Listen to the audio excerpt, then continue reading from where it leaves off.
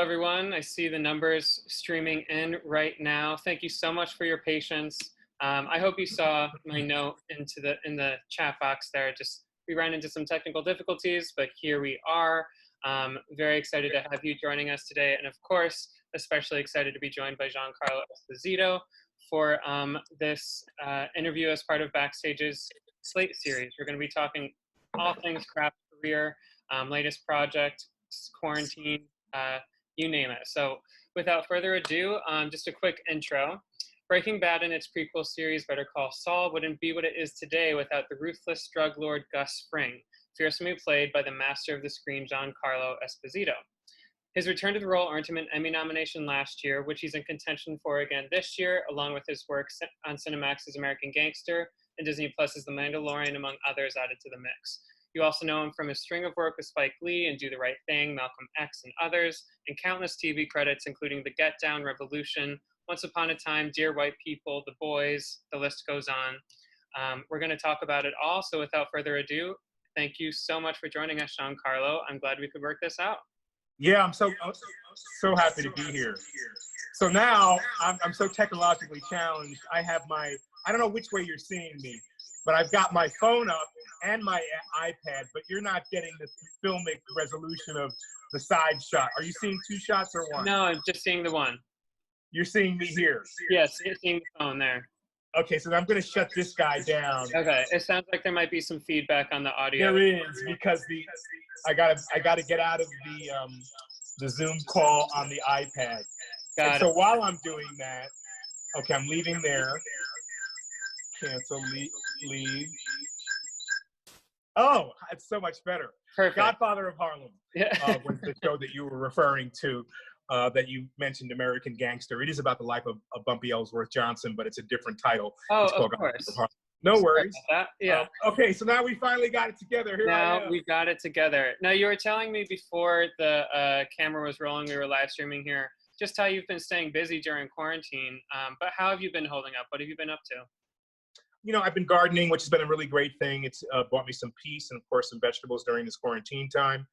I've also been working on, as the host, playing some host duties for a show called The Broken and the Bad, which is airing tonight on AMC, along with a Broken Bad marathon.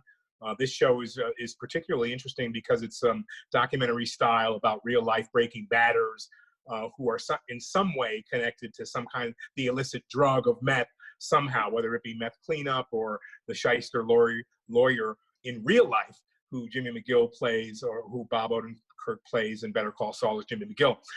So I did that, which was really great, and I've done a book on tape and a podcast. So I'm kind of keeping myself busy. Keeping yourself busy, and you got the voice for it too. You can do the podcast and the audiobooks, and feel like people want to be hearing from you. So that's good to hear. Oh, thank you. Now, before we dive into some of your more recent work, you know by now that us here at Backstage, we're very interested in those early days, hitting the pavement, auditioning, getting your start. You've been at this for such a long time. You have such an awesome career. Looking back, you got your start. Your Broadway debut was when you were age 8, I believe, and you were born to a performer mother, and your father was a stagehand. So kind of just a natural progression of things. But at what point did you realize that acting could be kind of a career, that you wanted to spend your life in the arts? Well, I knew that the self-expression of acting was in my blood all along because of my family lineage. It's always been interesting to compare my now to my younger days when I started in theater, and just did an interview that really brought me back to the Broadway stage. That's where I cut my teeth, and that's where the real discipline of acting took over my life. It was the transition between stage work that I did to the film work that was the real moment in time where I realized that this would be my life. I had thought maybe I'd just be doing summer stock and some Broadway shows and be a theater actor all my life, but my desire was to reach a larger audience for one reason: to be able to think about how story uplifts people and draws them in and allows them a deep connection to a reflection of who they are. And to me, that became very important, being a mixed race, African-American Italian man in the creative arts as we know it. And so those are the days I always look back to, because I developed a great discipline and love. And it didn't matter whether or not I became known or unknown. It was the visceral feeling of performing that allowed me to connect with people and other humanity. And it's still the same way for me today. Yeah, yeah, and we're all the better for it, to say the least. But in our last conversation for your cover story, which for our audience today, Giancarlo was featured on our cover last fall. Just do some Googling, you'll be able to find it. It's a great story written by one of our contributors, John Russell. But I loved this anecdote that you gave about the first casting director to kind of give you the lesson of your shift from cutting your teeth in theater to doing on-camera work. I believe it was Shirley Rich. Do you recall what that lesson was? Yes, I do. And John's article was so great and very special for me because, you know, look, if you're an actor in New York riding around on a bicycle or taking the subway to auditions 3 or 4 times a day and not getting any work and just keep doing it because one of those things are going to click and it's going to be right for you, that's when you're hungry. And those days for me are always, I keep them close to my heart because that hunger is still there for me in the creative sense of the word. If I'm still looking and wondering and desiring and wanting, then I'm still inquisitive. And, you know, I find that theater actors have that inquisitive nature about them. Shirley Rich taught me something that, you know, at first it broke my heart when I went to audition for her for a film called Taps. And I read for her, and I was feeling pretty good about my reading. And she looked at me and said, you know, she was thoughtful. And she said, Giancarlo, your instincts are all perfect, but your acting style is for the theater. And of course, obviously that's where you come from, but you'll need to adjust that for the camera. So I auditioned for a film called Taps, and I never heard back. I just figured I just didn't get the role. As an actor, you don't want to put it behind you. You don't want to think about your failures. And you didn't get it. But I did focus on what Shirley said. Shirley said, you need to go and do off-Broadway. You need to do theater. You need to pull everything back. You need to find straight dramatic acting and how that affects you and how that feels. And so I went away in tears. I was brokenhearted, you know, and I went away. But then I thought you can focus on that, which is ego-oriented, or you can focus on her advice. And I did. She told me, you know, do some off-Broadway plays. And I went down to Henry Street Settlement. I got a role in a play called Who Loves a Dancer. I got a role in a play with Cleavon Little, which I'll never forget, called Keyboard at the end of his career. Wonderful gift to be able to play with him. And then I get a phone call. And Shirley calls me and says, hey, you know, will you come in to my management and audition for this movie? I said to my people, I said, that movie was done. I went to read for that a year ago. No, they didn't make it. They want to make it now, and Shirley wants to see you again. And it was a pre-audition audition. So I went back with her, and all I felt inside was deep gratitude, and I read for her, and she was silent, which made me think I failed. Totally quiet. And she then went, oh, what did you do? I said, did what you told me to do. So everything was, I cut everything in half. I had all my intensity in my eyes. I was able to really adjust my performance as if a camera was watching me. And that advice was the best advice I've gotten in all of my career because of the way she told me. Yeah. She was loving and compassionate and encouraging. And I think of her always, because when you have someone who believes in you and can be specific and say, and non-judgmental. And she gave me that gift, and I just want to pass that gift on. Yeah, that's great. And you took the advice, and obviously it paid off in the end. It came back around for you. Absolutely. Yeah, that's awesome. Now, speaking of just on-camera acting, you're talking about bringing the intensity to the eyes. We had a lot of questions about this character, Gus Fring. No surprise there. But I feel like his fearsomeness is in his stillness and just in his posture and the way he carries himself. And obviously you've been with him for some years now. How is it that you found his posture, found the way that he would live in your body? What does that process look like for you? For me, with Gus Fring, it was specific. And, you know, I dedicate my performance in a way to yoga, to the ability to disconnect from time and reconnect to breath, and not feel as actors we want to, we become people pleaser persons, because if you're clapping for me, I'm pleasing you and you're happy, right? Right. So that plays into our own personal challenges in regard to how I please other people in my life. So that's one aspect of it. And that aspect is really controlling because you want to make the producers and writers happy. But you also want to cultivate a genuine and real character. And for me, breathing allowed me space to observe. So it took the attention off of Gus, off of me, and put the attention on my scene partner. And that can be very uncomfortable. When people all of a sudden start to really pay attention and you really have their attention, then you realize there's something a little awkward about it because of the connection. And so I can force that connection as playing Gus or in my life by not forcing the connection, meaning by being gracious enough to give space and really hear with every pore of my being what someone is trying to say to me. And for the person who I'm giving that my attention to, that becomes sometimes unsettling because we forget, we do so much in our lives that we forget that I can see everything about you. And we forget that I forget as well that you can see everything about me if you're looking attentively and with intention. And sometimes that's uncomfortable because it's revealing. I'm showing you a piece of me through my eyes. It's the old saying, take a photograph of me, you've got my spirit. I'm showing, you're starting to get into the world of essence. And we don't always live from essence in every moment of our lives because all of it has to exist at one time. All the good, the bad, the ugly, the tragic, you know, and we're afraid to be revealing and share that. But as an actor, that's my gig. That's what I got to do. I got to feel, and as ridiculous as that may look sometimes, that is where I live because that's what I'm being asked to do. My being is being asked to give up an example of a feeling in an emotional state at a certain time in my life, given from a situation that I'm put in or is occurring to me. I have to then react. I have to rise or fall based on the character inside me. So then it becomes, my work becomes different. Then I can't be in my ego. Yeah, do I want to be a star? Yeah, do I want to win the Emmy? Yeah, do I want, all that is such superfluous BS because really what I'm transferring is an energetic channel, which is allowing my openness to then cue your openness. And once that happens, then you're engaged. Yeah. And that's what I try to do with my work. So that becomes, and the yoga analogy for me is really strong because whenever I forget, it's the intention of being out of my body playing someone else. So why would I want the credit or the glory? You know what I mean? It's like, because that's not really me anyway.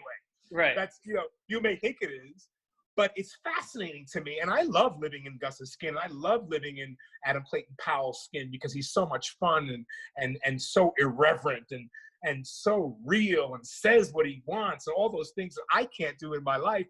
It grows me and teaches me, but it allows me to know that I'm just a channel. And yeah, all the fame and stardom and all that and would be all fantastic and wonderful. But every time I'm engaged in this process, it to me is beyond me. It really is relishing and sharing in and being grateful for the gift that I've been given.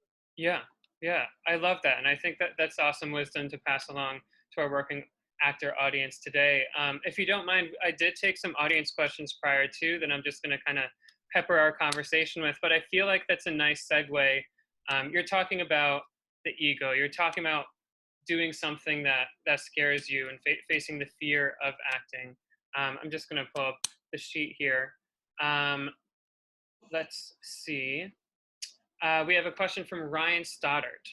I'm an actor in training, about to begin my 4th year for my BA in acting for screen and stage. My biggest challenge is getting out of my head and overcoming my lack of confidence to be spontaneous and to believe in myself. So he was wondering if you have ever faced a challenge like this and how did you overcome it, or if you could suggest anything to help build his confidence as an actor. I love it. I'll tell you something silly, man. I was in a play in gosh, it had to be, maybe it was 8th grade. And I had already had experience with acting, obviously, but someone said, hey, you look a little nervous. They came and whispered in my ear, just think of them all as radishes. Why are we nervous and afraid about approval, which affects our confidence? Is because somehow we feel like we either don't belong, deserve to belong, or we just don't feel like we have yet found the deeper connection with ourselves to being able to approve of ourselves in that way. So you have to kill that part of the brain that's telling me every time they hear, like, we edit ourselves. That's what we do as actors. So I hear what I say. Oh, I don't like the way that sounded. What are you doing to me? Oh, no, I can't say it that way. What are you doing to me? What are you doing to me? Right? Gets more and more and more personal. Mm-hmm. I say it the same way you do, Mr. Stoddard. Have confidence. Understand that you are original and valuable, and then just do your work. That's all. And close your ears to that voice inside of you that says, I'm not good enough. And listen to constructive criticism. Take the best and leave the rest. It's the best advice I can give you. Absolutely. Because you know your strength, and you know when you're in the pocket, and you know when it sounds right, and you know when you kick butt. So you got to go with that. Yeah. You got to go with that. And if you don't believe yourself, just have someone, because we can always get better. We have these devices. Have someone tape you, have someone film you. And your mantra should be, I am here. I am good enough. I am ready. There's nothing will stop me. And I have an interpretation and an idea about what I want to deliver, and just go and do it and let all those other voices melt away. Mm. I knew you'd be able to take that question on, because you teach seminars every once in a while at Atlantic Theater Company. Is that right? I sure do. Yeah. I sure do. And I really enjoy it because it stimulates me. I see actors who are brave and have new ideas. And today, I was sitting here this morning thinking, look, I've been an actor for so long, and I've directed a couple of feature films, but my love has been acting. It's kind of obvious. But I always ask myself, where's your voice? What is your voice? What do you want to, especially now in our world, what do you want to say? What do you want to impart? And, the greatest thing I can say, and even to your webinar's question, is that I know I'm in the right place of doing what I was supposed to and put here to do, because I love it so much. And because, I've struggled with all those things that all of us actors struggle with. I'm not a celebrity. I could be, but I'm a real actor. I get juice from what I do. I love it. I have integrity and I have morality, and I want to play all these different characters that are idiosyncratic and dramatic and weird and strange and different. What we do is communicate. It's the bottom line. It's how you communicate it. So the other thing I want to give you as a gift to Mr. Stoddard is that your ideas are important. How you communicate them are important and original, and no one can communicate them the way you do. So how could you ever have a lack of confidence? Because it's your take on things.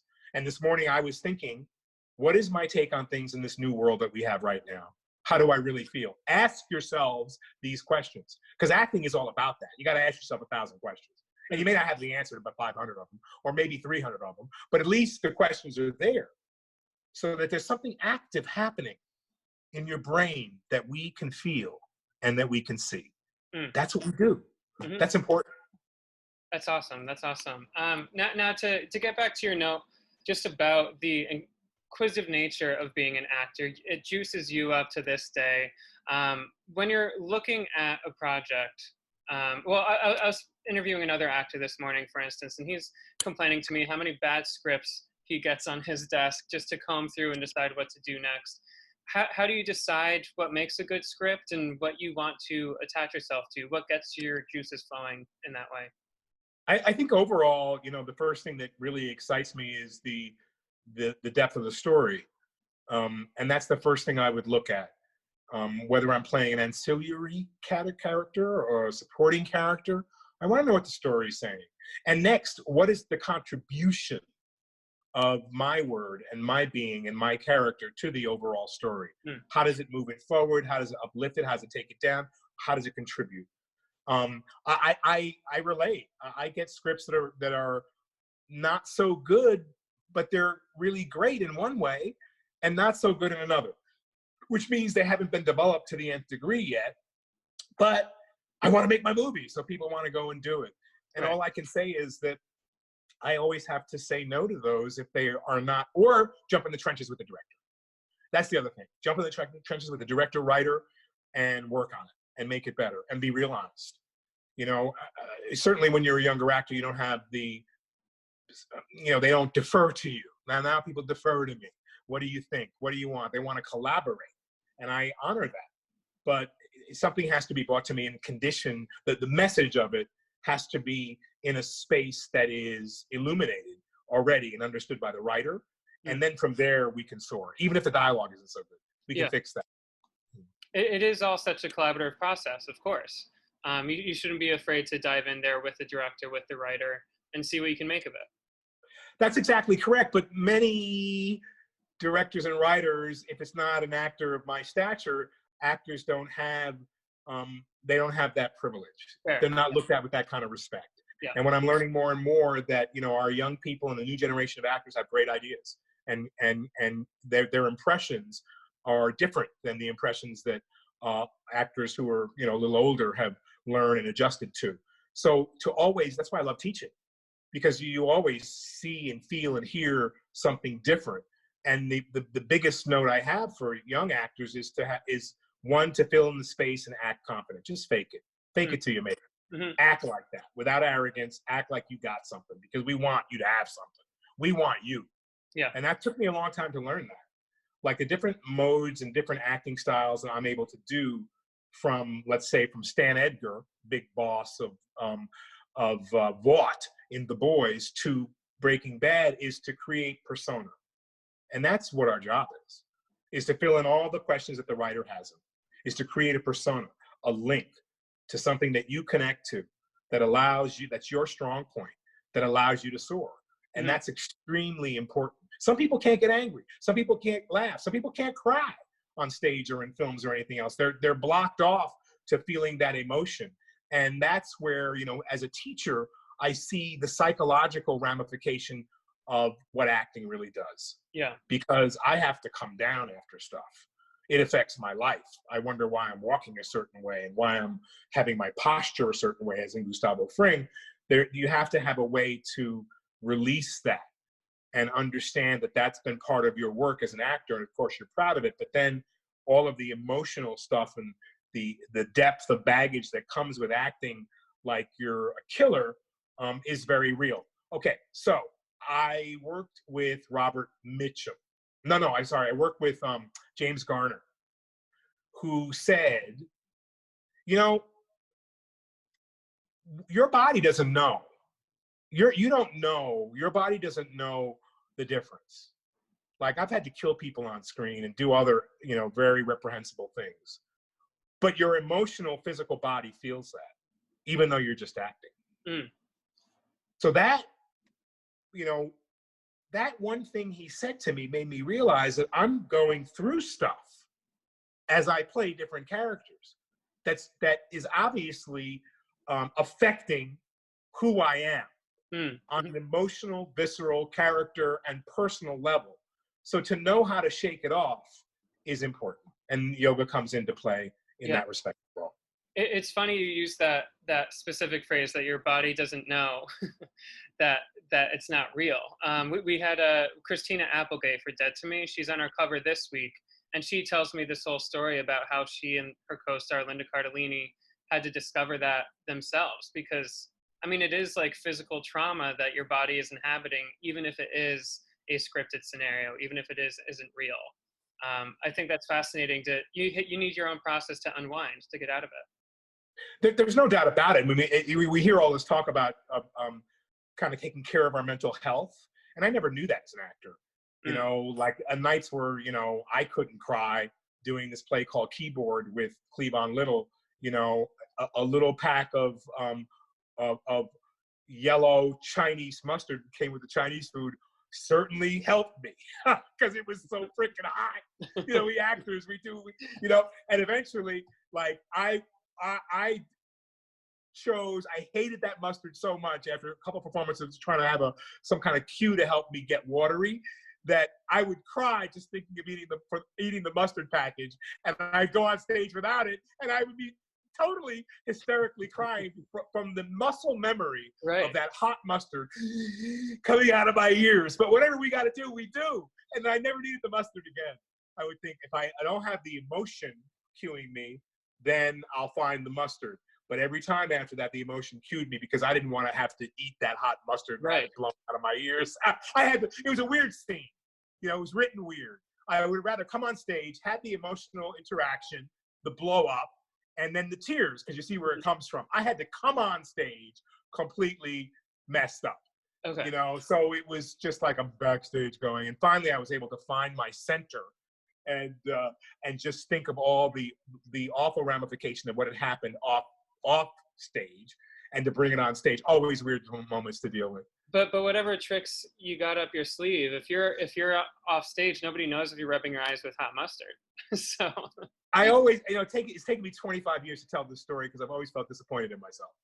You know, that was how I found the connection to the emotionality of the scene. But whatever it takes, I felt like a cheater. You know, but again, you know, I recognize that the written scene was never written to get me to that emotion. So now I'm all about information with actors. We have to look closely about what informs the story, about what informs our emotions, about what informs our intuition. You know, if we look inside and really ask ourselves, well, how do you really feel? Not how you're told you're supposed to feel by the stage direction. How do you really feel? And start from there. So it's the stripping to become honest and organic, and equally so to find a way to come down from very heightened and traumatic performances is also important, so that we don't carry that with us and we're not hurting ourselves. Yeah. You know?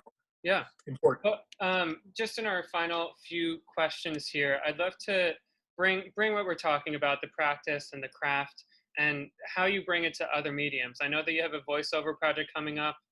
You said something the other day about a video game project. We got a couple audience questions about that. What can you tell us about the project and what it was like to be doing voiceover in that way, and in a way that maybe you haven't done before? Well, you know, I've had the ability to do some work with motion capture, which is a very new and different way of acting, not without its challenges, but very, very fascinating. So I've been, you know, I'm marking in my brain. The announcement's going to come soon on a game I've done. I don't think I can say any more than that. Okay. Yet. That I'm very, very excited about it, and I think it's going to be a very interesting piece. And it involves motion capture, and the way to be able to, my theater days completely came back to me. Because you're working in a motion capture suit and a helmet, cameras on it, and all that, and it takes a little focus to be able to act through that and get your emotions out. And you're not only having all your facial movements recorded, but also your physical movements recorded, and you're in this really weird suit that makes you look like a ballerina. And if you have a half-inch more of fat than you want, you're going to be embarrassed. So you got to get over all of your insecurities, and all of your judgments about your own self. That's been fun to do. The Broken and the Bad hosting has been really great because my daughter Ruby Esposito was here with me, and we shot it all together. She's a shooter, filmmaker, and I had no one to help me, and it was completely off the cuff, and we went into the desert and shot it.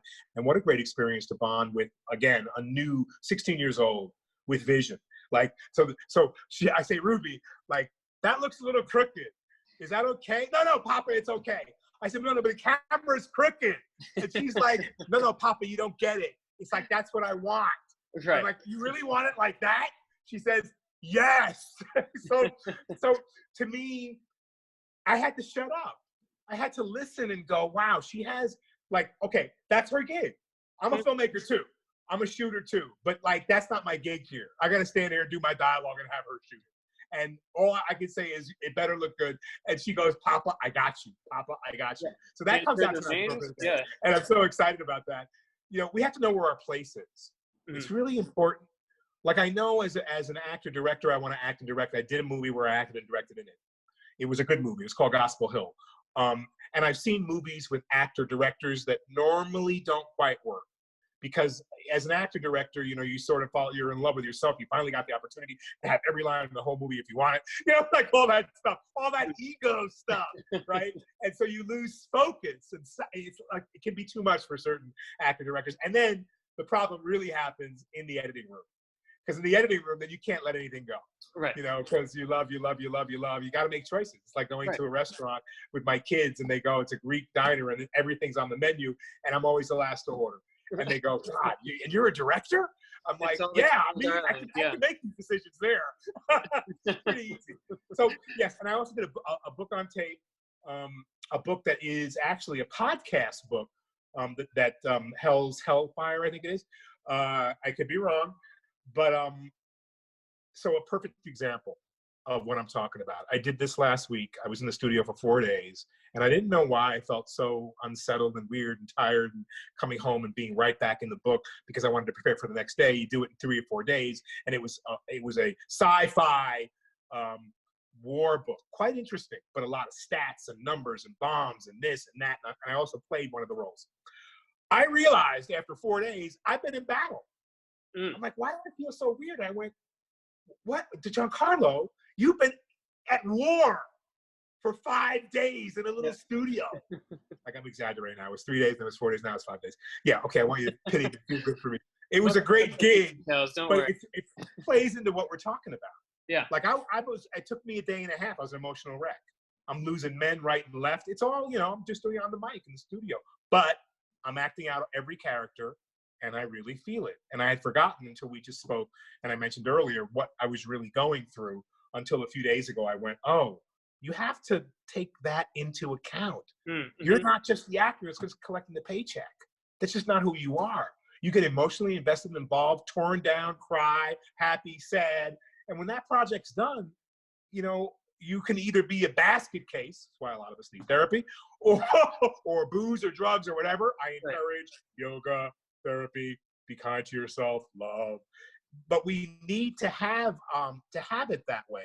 It's important to feel like we've given ourselves space to decompress in our work, then we can bring that to our lives as well. Yeah, yeah. And honestly, words to live by, especially through this moment. We got to learn to decompress with everything that's going on in the world, I think.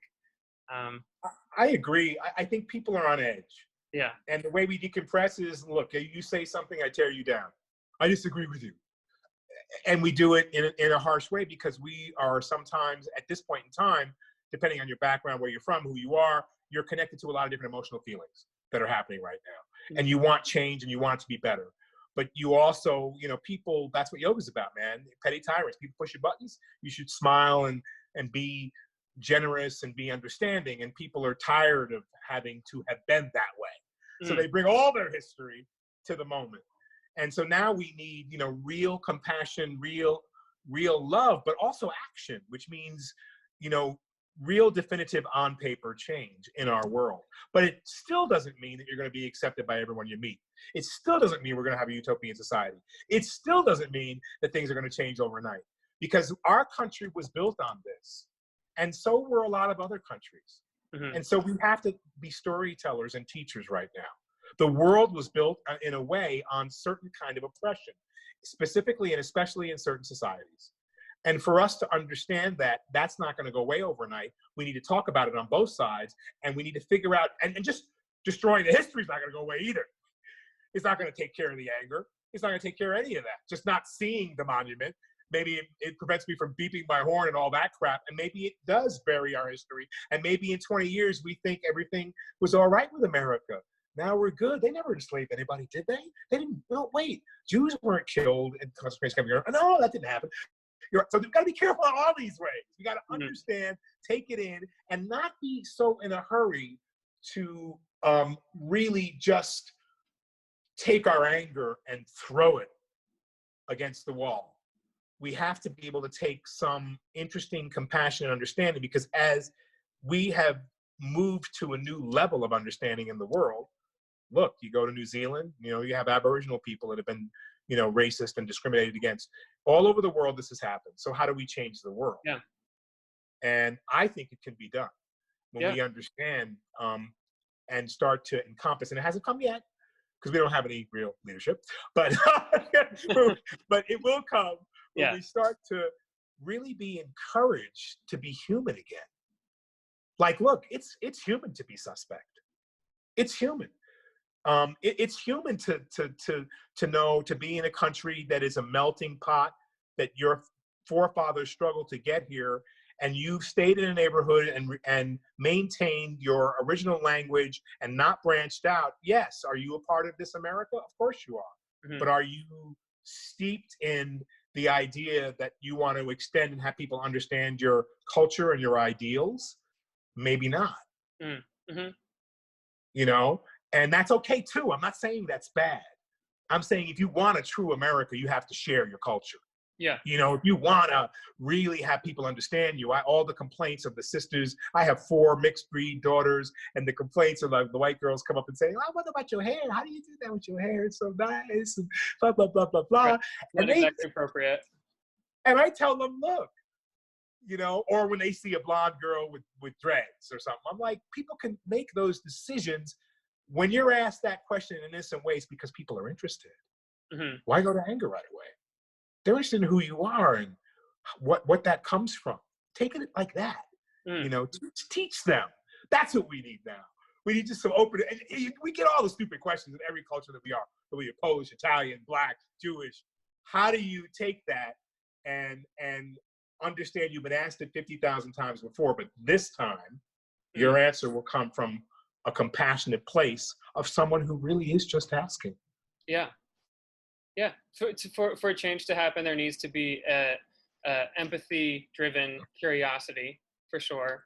And Absolutely. of course, getting it written down on paper, getting things in law, getting actual change mandated is the next step. But I also think part of it is telling the stories that need to be told. And you're part of that. So.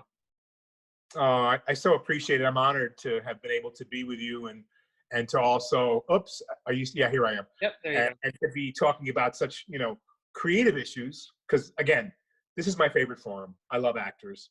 I think they're a very special human being. I think they're sensitive and empathetic. I think they need special care. I think they need to be understood. I think they need to express themselves, and I think they need to be supported. And I think that the artist has a very great responsibility in our society because we're so tuned into the pop culture world from our phones and televisions, and we're so looking for some kind of inspiration from that world that as an artist, you have an opportunity and a responsibility to be true, to really be true, because people really look at you to be moved forward and be inspired in their confidence. So this is, to me, it's a pleasure to be with you today. Yeah, well, the pleasure was all mine. Thank you for finding the time to chat, and thank you everyone for joining us today. Giancarlo, stay well, and I'll be keeping an eye on what you're doing next. I'm excited to see it. Can't wait to talk to you again. All right. Blessing. Until next time. Bye-bye. Until next time. Bye.